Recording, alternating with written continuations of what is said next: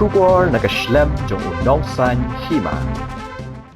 Director jong Tanat Sports and Youth Affairs jong Jila Udidi Shira ni kesengi pelat Paidbah trophy jong Women's Tri Nation International Tournament Jawaharlal Nehru Stadium Polo Shillong.